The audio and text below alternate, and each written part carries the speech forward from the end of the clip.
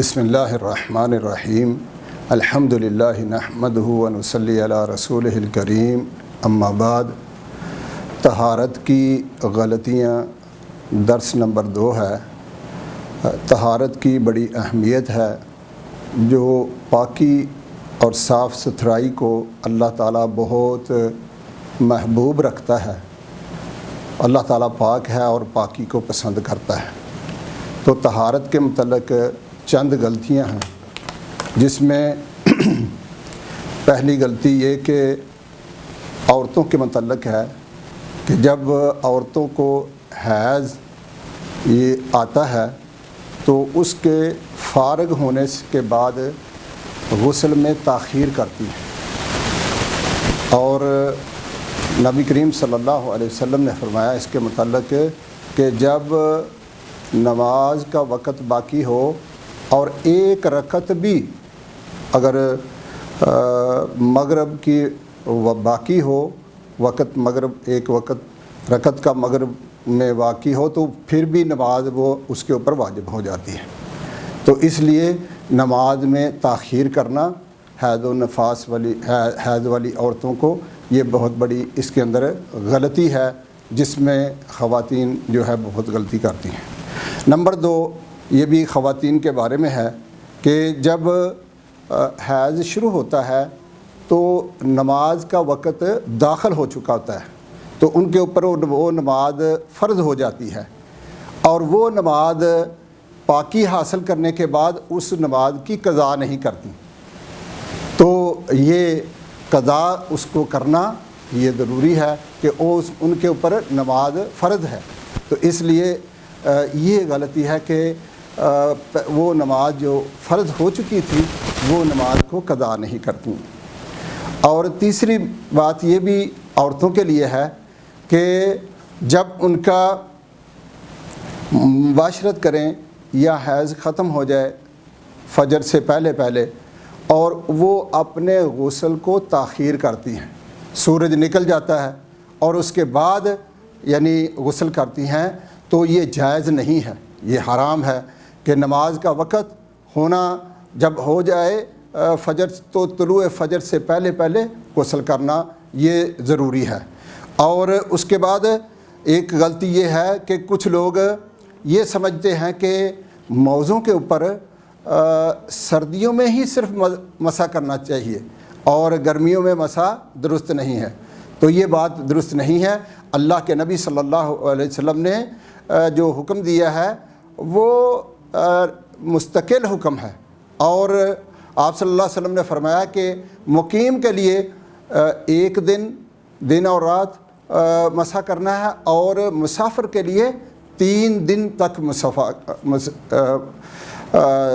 اس کو مسافہ کرنا ہے۔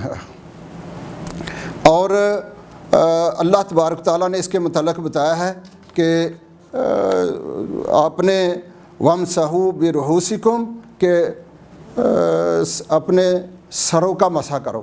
تو کچھ لوگ اپنے سر کا مسح کرتے ہیں، تو یہ سر کا مسح پورا نہیں کرتے، بلکہ یہ یہاں تک اوپر سے لے کر پیچھے کر لیتے ہیں۔ تو سر کا مسح یہ یہاں سے لے کر پیچھے گدی تک یہاں تک یہ کرنا یہ ضروری ہے۔ اللہ تعالیٰ فرماتا ہے وَامْسَحُوا بِرُؤُوسِكُمْ، یعنی کہ اپنے سر کا مسح کرو اور پورے سر کا مسح کرو۔ تو اس لیے یہ جو آدھے سر کا مسح کرنا یہ بہت ساری غلطی یہ لوگ اس میں غلطی کرتے ہیں۔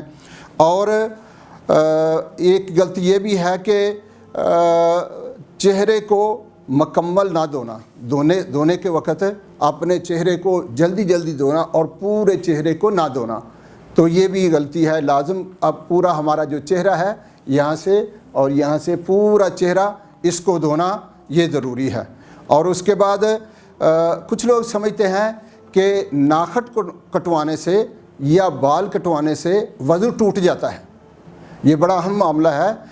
اس کے متعلق یہ اس سے وضو نہیں ٹوٹتا، نہ بال کٹوانے سے نہ ناخن کٹوانے سے وضو نہیں ٹوٹتا۔ اور کچھ لوگوں کا عقیدہ یہ سمجھتے ہیں کہ اس سے وضو ٹوٹ جاتا ہے، تو یہ بھی بہت بڑی غلطی ہے۔ اور کچھ لوگ یہ سمجھتے ہیں کہ اگر بدن کے اندر کچھ کپڑے کے اندر کوئی گندگی لگ گئی ہے یا کوئی نجاست لگ گئی ہے تو اس سے بھی وضو ٹوٹ جاتا ہے، پھر نئے سرے سے وضو کرنا ہے نہیں، بلکہ اگر کوئی کپڑے میں کوئی نجاست لگ گئی ہے تو اس جگہ کو دھو لینا ہے اور وضو ہمارا نہیں ٹوٹے گا۔ تو یہ بھی بہت بڑی غلطی ہے۔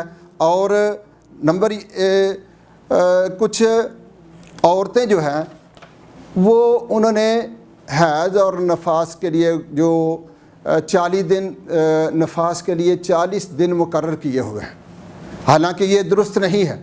جیسے ہی نفاس سے عورت پاک ہو جائے، یعنی 1 مہینے میں ہو جائے، 35 دن میں ہو جائے، جب پاک ہو جائے تو پھر اس کے اوپر نماز فرض ہو جاتی ہے۔ تو اس لیے یہ جو عقیدہ رکھنا کہ 40 دن پورے مکمل کریں گے تو یہ بہت بڑی غلطی ہے۔ یہ باقی نمازیں جو چھوٹ رہی ہیں یہ وہ ان کے اوپر فرض ہیں، تو ان کو چھوڑنا درست نہیں ہے۔ اور کچھ لوگ جماعت شروع ہو گئی ہو تو وضو کرنے کی بجائے وہاں سے تیمم کر لیتے ہیں جلدی جلدی کہ نماز جماعت کو حاصل کر لیں، تو یہ جائز نہیں ہے۔ تیمم کرنا درست نہیں ہے۔ جب پانی کی موجودگی میں ہو تو تیمم کرنا درست نہیں ہے۔ نماز اگر چلی جا رہی ہے، جماعت نکل رہی ہے، تو پہلے وضو کریں اور جتنی نماز مل جائے پھر اتنی نماز پڑھیں اور باقی بعد میں ادا کر لیں۔ تو یہ لازم ہے کہ پہلے وضو کریں، اس سے تیمم نہیں ہوگا جب پانی موجود ہے۔ اور کچھ لوگ ایسی جگہ پر وضو کر لیتے ہیں یا تیمم کر لیتے ہیں تیمم کی حالت میں کہ جہاں جیسی پارکیں جہاں پر پانی گندا ہوتا ہے، یہ ناپاک پانی ہوتا ہے، اور اس جگہ پر وہ تیمم کر لیتے ہیں یا وضو کر لیتے ہیں ایسے پانی سے، تو یہ جگہ یہ درست نہیں ہے۔ نماز کے لیے اپنے جسم کا صاف ہونا اور اپنے کپڑوں کا صاف ہونا اور جس جگہ پہ نماز پڑھ رہے ہیں اس جگہ پر کو صاف ہونا یہ لازم ہے۔ اس لیے یہ طہارت کے متعلق اللہ کے نبی صلی اللہ علیہ وسلم نے فرمایا کہ الطہور نصف الایمان، کہ جو طہارت ہے یہ ایمان کا آدھا حصہ ہے۔ الطہار شطر الایمان، جو ہے طہارت آدھا ایمان ہے۔ اس لیے اللہ تعالیٰ سے دعا ہے اپنے جسم کی طہارت، اپنے کپڑوں کی طہارت، اپنے جگہ کی طہارت، اس کو صفائی ستھرائی رکھیں۔ اللہ تعالیٰ اس سے محبت کرتا ہے جو صفائی رکھتا ہے۔ اللہ کے نبی اللہ تعالیٰ نے قرآن کریم میں ان لوگوں کی یہ جو صفائی اپنی رکھتے تعریف کی ہے، ان کو پسند کیا ہے، ان کو محبوب بنایا ہے۔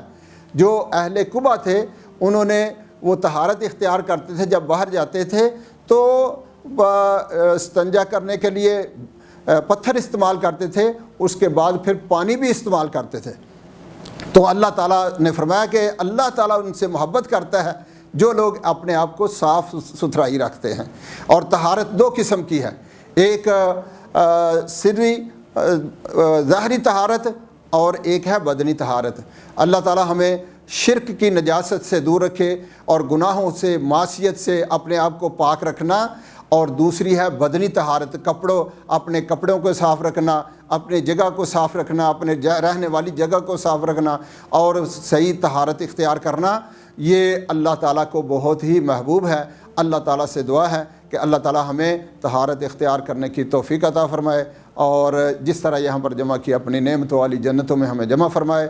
جو لوگ پریشان ہیں ان کی پریشانی کو دور فرمائے، اور جو لوگ بیمار ہیں اللہ تعالیٰ ان کو شفائے کاملہ عاجلہ عطا فرمائے۔ سبحان ربک رب العزت عما یصفون وسلام علی المرسلین والحمد للہ رب العالمین۔